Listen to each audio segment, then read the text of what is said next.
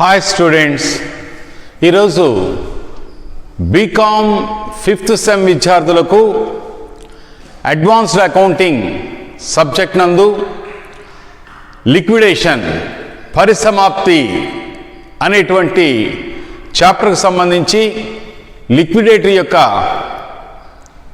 బాధ్యతలు ఎలా ఉంటాయి అనేటువంటి విషయాన్ని ఈరోజు మీ ముందు ఉంచుతాను. నిన్నటి క్లాస్లో లిక్విడేషన్ అంటే ఏమిటి, లిక్విడేషన్లో రకాలు, వీటి గురించి పార్ట్ 1లో థియరీ పార్ట్ ఉంచాం.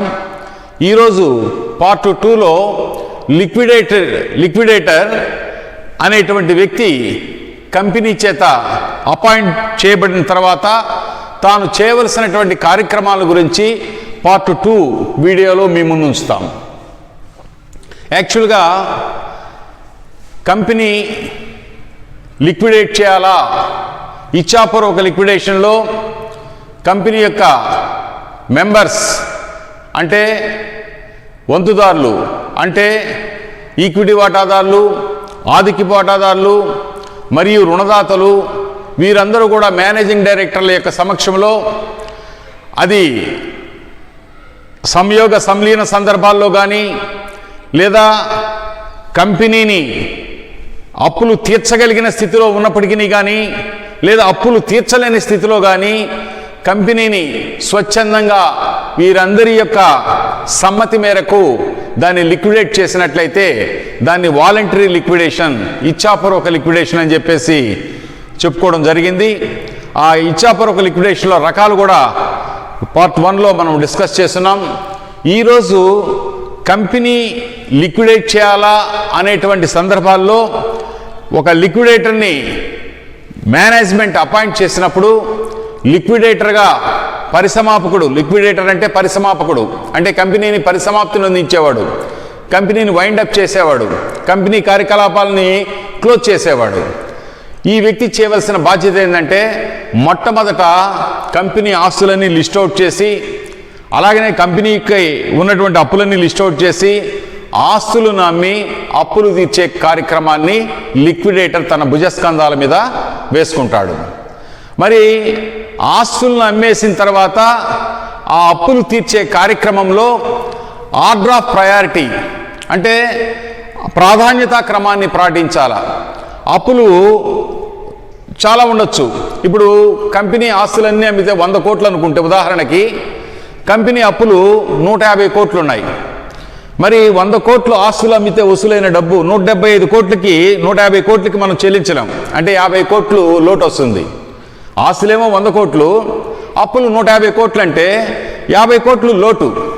మరి అలాంటప్పుడు అందరూ రుణదాతలు ప్రెషర్ అనేది కంపెనీ యొక్క మేనేజ్మెంట్ మీద ఉంటుంది. కాబట్టి కంపెనీ మేనేజ్మెంట్ చేత అపాయింట్ చేయబడినటువంటి లిక్విడేటర్ కోర్టు వారి యొక్క ఆర్డర్ ఆఫ్ ప్రయారిటీని, ఒకవేళ కోర్టు పర్యవేక్షణలో వాలంటరీ లిక్విడేషన్ జరిగినట్లయితే అఫిషియల్ లిక్విడేటర్ అనేటువంటి వ్యక్తిని కోర్టు అపాయింట్ చేస్తుంది. కాబట్టి ఆ అఫిషియల్ లిక్విడేటరు కంపెనీ వారు ఏర్పాటు చేసినటువంటి లిక్విడేటర్ వద్దకు వచ్చి అతని దగ్గర నుంచి మొత్తం ఆస్తుల జాబితాని, అప్పుల జాబితాని తీసుకొని ఆస్తులు అమ్మి అప్పులు తీర్చే కార్యక్రమాన్ని కోర్టు పర్యవేక్షణలో ఇచ్చాపూర్వక లిక్విడేషన్ జరిగేటువంటి సందర్భాల్లో ఆస్తులను అమ్మి అప్పులు తీర్చే క్రమాన్ని అఫిషియల్ లిక్విడేటర్ చేపడతాడు. ఒకవేళ కోర్టు ఇన్వాల్వ్మెంట్ లేకుండానే ఇచ్చాపూర్వక లిక్విడేషన్ జరిగింది, అప్పుడు మేనేజింగ్ డైరెక్టర్సు, షేర్ హోల్డర్సు, రుణదాతలు అందరి యొక్క అభీష్టం మేరకు ఒక వ్యక్తిని లిక్విడేటర్గా అపాయింట్ చేసి అతను ఆస్తులమ్మి అప్పులు తీరుస్తాడు. ఈ అప్పులు తీర్చేటువంటి కార్యక్రమంలో మేనేజ్మెంట్ ఒక ఆర్డర్ ఆఫ్ ప్రయారిటీ ఇస్తుంది. ఆ ఆర్డర్ ఆఫ్ ప్రయారిటీలో ముందు బయట వారి అప్పులు చెల్లించాలి. ఆస్తులు అమ్మేసిన తర్వాత అప్పులు తీర్చేటప్పుడు ప్రయారిటీ బేసిస్ ఎందుకు పాటిస్తారంటే అందరినీ సంతృప్తి పరచలేరు కాబట్టి. ఉదాహరణకి 100 కోట్లు ఆస్తులు అమ్మితే వసూలైన నగదు ఉంటే అప్పులు 150 కోట్లు ఉన్నప్పుడు 50 కోట్లు డెఫిషియన్సీ లోటు వస్తుంది. కాబట్టి అందరినీ సంతృప్తి పరచలేరు. కాబట్టి ఈ యొక్క ఆర్డర్ ఆఫ్ ప్రయారిటీ, ఈ యొక్క ప్రాధాన్యత క్రమాన్ని పాటించాల. అంటే ఆస్తుల అమ్మగా వసూలైన డబ్బుని ఫస్ట్ కంపెనీకి సంబంధం లేని బయటవారి అప్పులు తీర్చాల. బయటవారి అప్పులు అంటే ఎవరు అంటే ఇది ఆర్డర్. రుణదాతలకు చెల్లింపు ప్రాధాన్యత క్రమం ఎలా ఉంటుందంటే కంపెనీ ఆస్తులను అమ్మగా వచ్చిన పైకాన్ని వంతుదారుల నుండి, వంతుదారులు అంటే ఇక్కడ ఆధిక్య వాటాదారులు కావచ్చు, ఈక్విటీ వాటాదారులు కావచ్చు, వారి నుండి వసూలైన సొమ్ము అంటే గతంలో ఆధిక్య వాటాదారులు కానీ ఈక్విటీ వాటాదారులు కానీ 100 రూపాయల షేర్కి 75 రూపాయలు చెల్లించుంటే ఇప్పుడు మిగిలిన 25 రూపాయలు లిక్విడేటరు పిలుపుల ద్వారా ఆ ఫైనల్ కాల్ పిలిచి ఆ సొమ్మును వసూలు చేస్తాడు.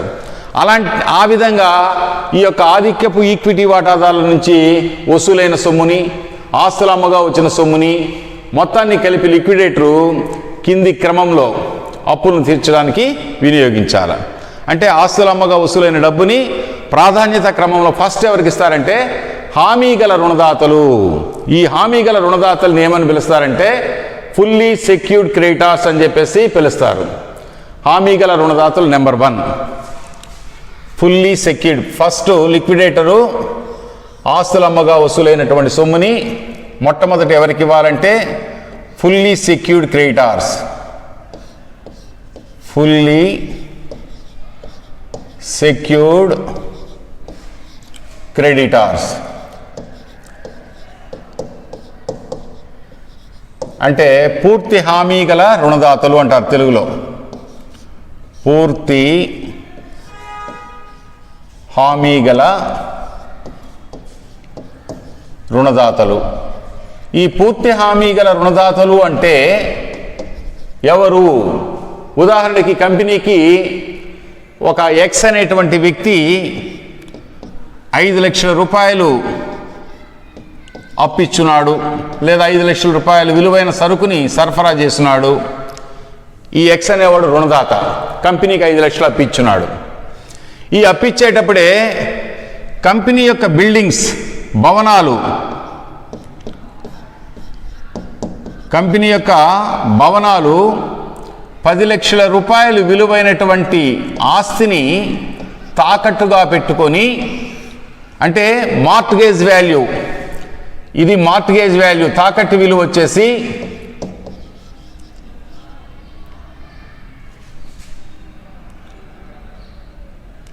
మార్ట్గేజ్ వాల్యూ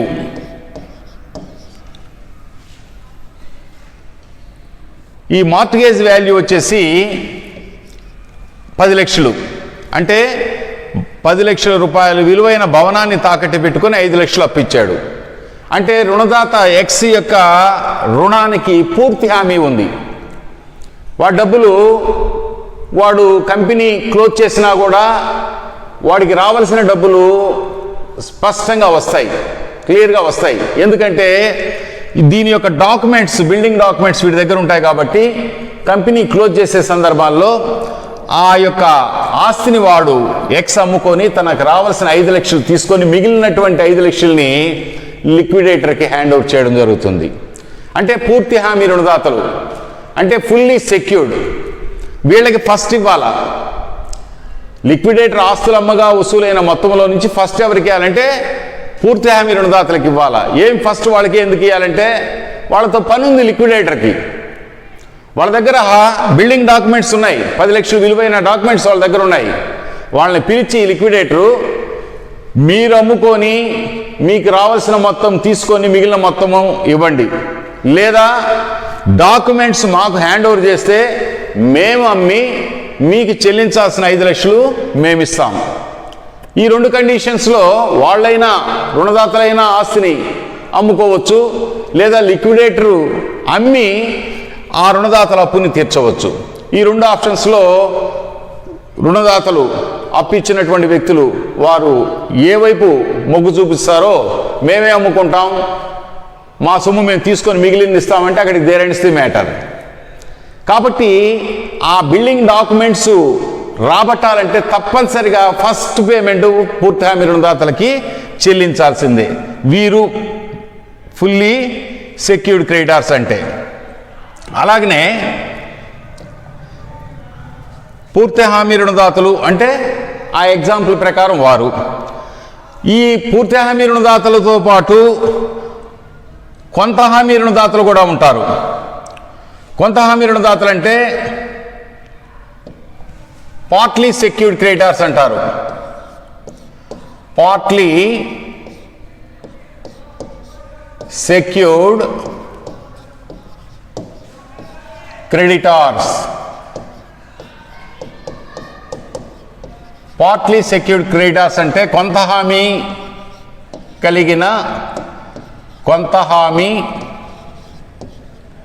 గల రుణదాతలు. ఈ కొంత హామీ గల రుణదాతలు అంటే ఎగ్జాంపుల్, ఇప్పుడు ఎక్స్ అనే వ్యక్తి కంపెనీకి 5 లక్షల రూపాయలు రుణం ఇచ్చున్నాడు అనుకుందాం, అప్పిచ్చున్నాడు అనుకుందాం. ఇతను అప్పిచ్చేటప్పుడు కంపెనీ యొక్క ప్లాంట్ అండ్ మెషినరీ, కంపెనీ యొక్క ప్లాంట్ 2,50,000 రూపాయల విలువ చేసేటువంటి ఆస్తిని తాకట్టు పెట్టుకొని ఇచ్చాడు అనుకుందాం. ఇచ్చిన అప్పేమో 5 లక్షలు. మార్ట్గేజ్ వాల్యూ, ఇది మార్ట్గేజ్ వాల్యూ. మార్ట్గేజ్ వాల్యూ వచ్చేసి 2,50,000. అంటే తాకట్టు పెట్టినటువంటి యంత్రం యొక్క విలువ 2,50,000, అప్పిచ్చింది 5 లక్షలు. అంటే ఎక్స్ అనే రుణదాత తానిచ్చినటువంటి 5 లక్షల అప్పులో 2,50,000 వరకు పూర్తి హామీ ఉంది. మిగిలిన 2,50,000 రూపాయలకు ఎటువంటి హామీ లేదు. ఇది అన్సెక్యూర్డ్ క్రెడిటార్స్ అవుతుంది. Unsecured creditors. అన్సెక్యూర్డ్ క్రెడిటార్స్ అంటే తెలుగులో హామీ లేని రుణదాతలు. అంటే మీరు గమనించినట్లయితే పార్ట్లీ సెక్యూర్డ్ క్రెడిటార్స్, కొంత హామీ రుణదాతల్లో ఇద్దరు సమ్మిళితమై ఉంటారు, ఇద్దరు కలిసి ఉంటారు. ఒక భాగం పూర్తిగా హామీ కలిగిన రుణదాతలు, మిగిలిన భాగం హామీ లేని రుణదాతలు. అంటే ఎగ్జాంపుల్, ఎక్స్ కంపెనీకి ఇచ్చిన అప్పు 5 లక్షలు, తాకట్టు పెట్టుకున్న యంత్రం విలువ మార్ట్గేజ్ వాల్యూ 2,50,000. అంటే 5 లక్షల్లో 2,50,000 వరకు పూర్తి హామీ ఉంది, ఫుల్లీ సెక్యూర్డ్. మిగిలిన 2,50,000కి హామీ లేని రుణదాతలుగా, అన్సెక్యూర్డ్ క్రెడిటార్స్గా ట్రీట్ చేస్తారు. కాబట్టి ఈ యొక్క లిక్విడేటర్ ఆస్తులను అమ్మి అప్పులు తీర్చేటువంటి క్రమంలో ఫస్ట్ తాను చెల్లించవలసినటువంటి మొత్తం ఎవరికి ఇవ్వాలంటే పూర్తి హామీ రుణదాతలకి, హామీ గల రుణదాతలకి ఇవ్వాలి. హామీ గల అంటే పూర్తి హామీకి కావచ్చు. రెండవది కొంతవరకు పూర్తి హామీ, మిగిలింది హామీ లేని. అంటే కొంతవరకు పూర్తి హామీ అంటే హామీ గల రుణదాతల్లో వస్తారు, మిగిలినది 5వ భాగం హామీ లేని రుణదాతల్లోకి వస్తారు. కాబట్టి ఆస్తులమ్మగా వసూలైన సొమ్ము అప్పులు తీర్చడానికి సరిపోదు. కాబట్టి లిక్విడేషన్ సమయంలో ఈ యొక్క ఆధిక్యత క్రమాన్ని, ఈ యొక్క వరుస క్రమాన్ని పాటించి, ఆర్డర్ ఆఫ్ ప్రిఫరెన్స్ పాటించి లిక్విడేటర్ ఫస్ట్ హామీ గల రుణదాతలకి పేమెంట్ ఇవ్వాలా.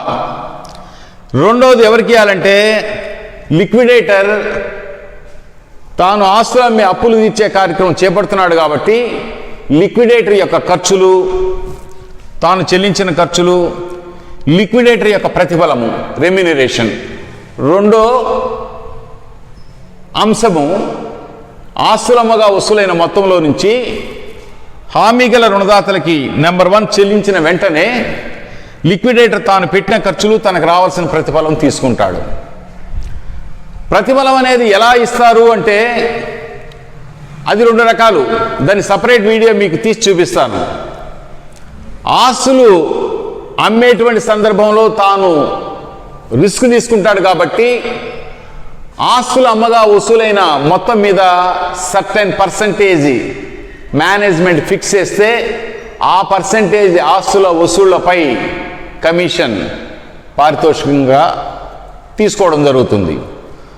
రెండో కమిషన్ ఏంటంటే రుణదాతలకి, అంటే కంపెనీ ఆస్తులమ్మగా వచ్చిన సొమ్ముని బయట వారి అప్పులు తీర్చేదానికి వినియోగిస్తారు కాబట్టి ఆ అప్పులు చెల్లించే క్రమంలో వారికి చెల్లించే మొత్తాల మీద కొంత కమిషన్, అంటే ఆస్తులు అమ్మిన దాని మీద కొంత పారితోషికం వస్తుంది, అప్పులు చెల్లించే దాని మీద కొంత కమిషన్, అంటే 2 రకాల కమిషన్లు తాను పొందుతాడు. కాబట్టి తనకు రావాల్సినటువంటి పారితోషికము, ప్రతిఫలము, తాను చెల్లించిన ఖర్చుల్ని రెండో విడతగా, అంటే ఫస్ట్ హామీ గల రుణదాతలకు సొమ్ము చెల్లించి ఉన్న డబ్బులో తన ఖర్చులు పారితోషికము తీసుకుంటాడు. మూడోది ఆధిక్యతా క్రమంలో, వరుస క్రమంలో ఎవరికి చెల్లించాలంటే ఆధిక్య రుణదాతలకు చెల్లించాలి.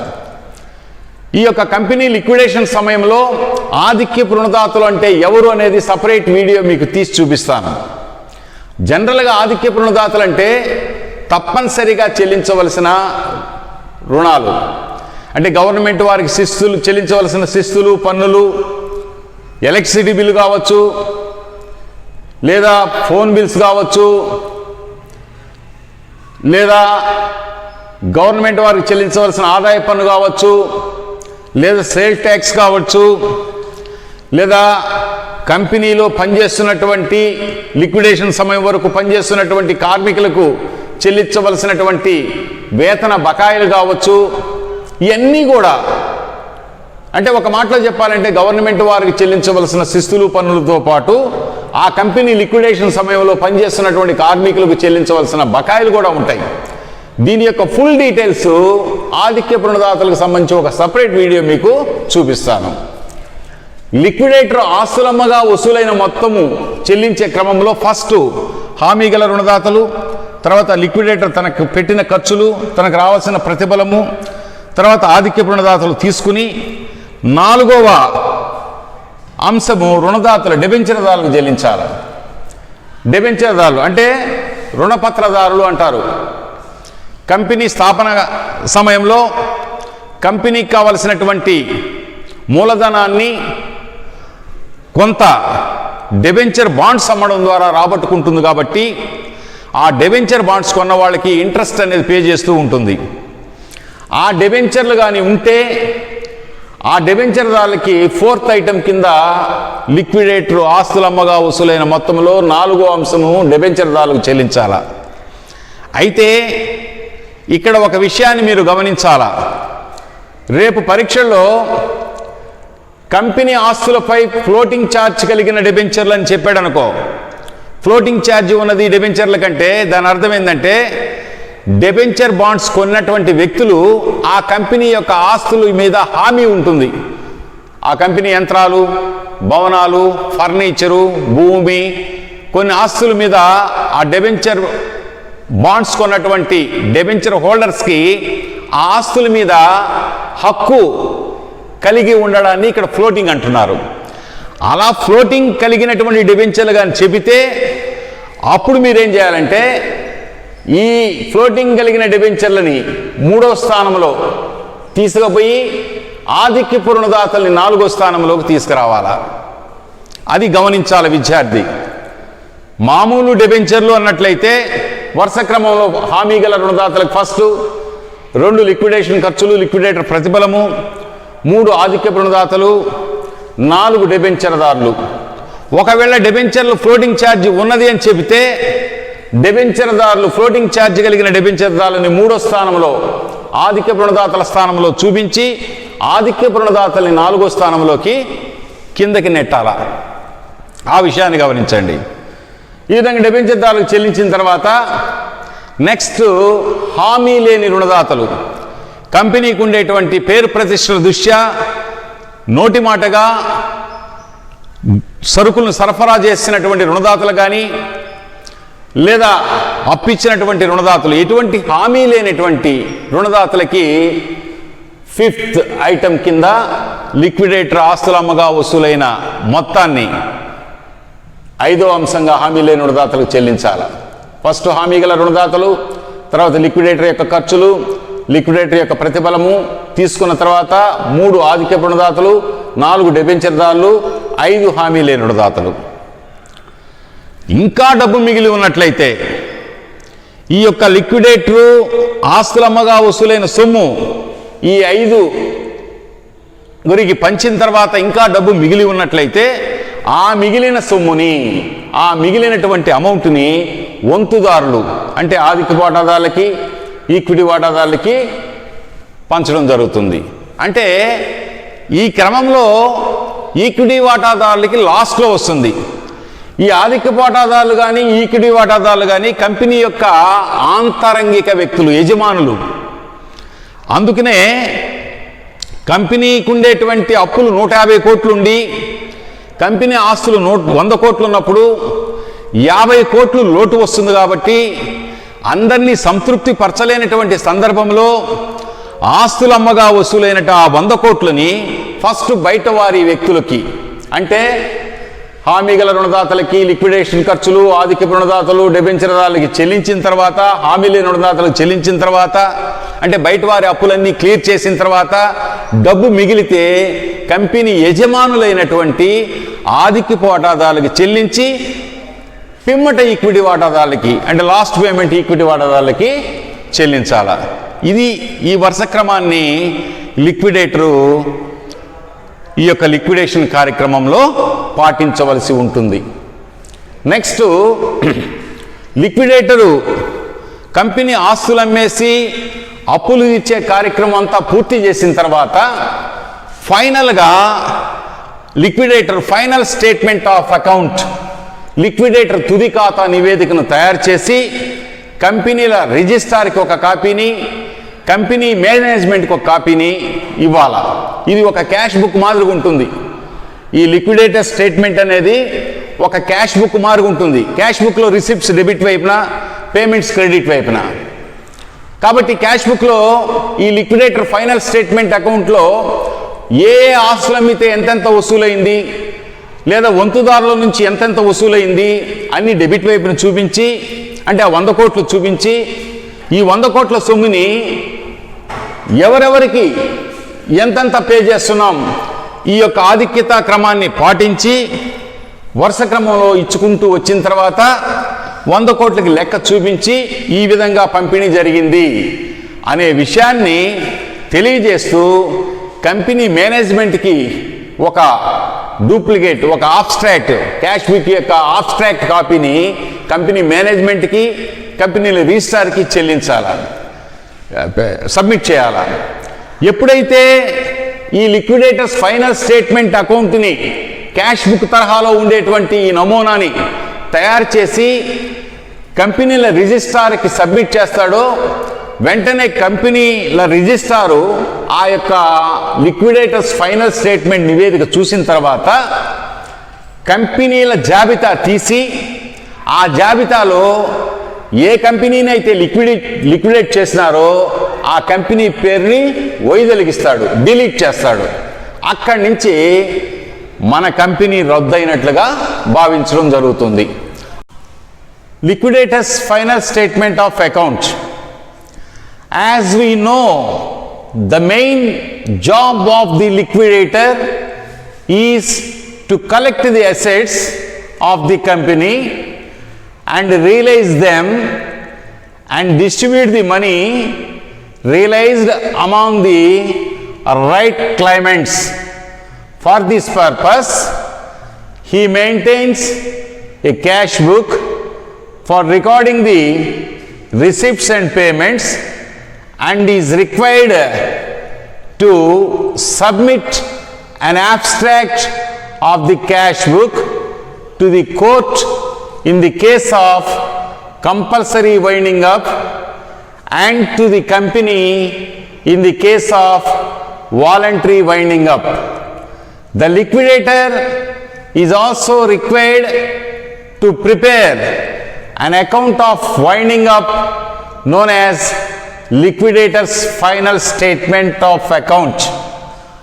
After the affairs of the company are fully wound up, this account takes the form of cash account and the following. అంటే ఈ యొక్క లిక్విడేటర్స్ ఫైనల్ స్టేట్మెంట్ అకౌంట్ని కంపెనీల రిజిస్ట్రార్స్కి సబ్మిట్ చేసిన వెంటనే దాన్ని పరిశీలించినటువంటి రిజిస్ట్రార్ కంపెనీల జాబితా నుంచి ఆ పేరుని తొలగించి అక్కడి నుంచి ఆ కంపెనీ లిక్విడేట్ అయినట్లుగా, ఆ కంపెనీ వ్యవహారాలని రద్దయినట్లుగా భావించడం జరుగుతుంది. ఇది ఈ పార్ట్ బిలో ఉండేటువంటి ముఖ్యమైనటువంటి విషయం. తదుపరి వీడియోలో మిమ్మల్ని కలుస్తాను. అంతవరకు సెలవు. ధన్యవాదములు.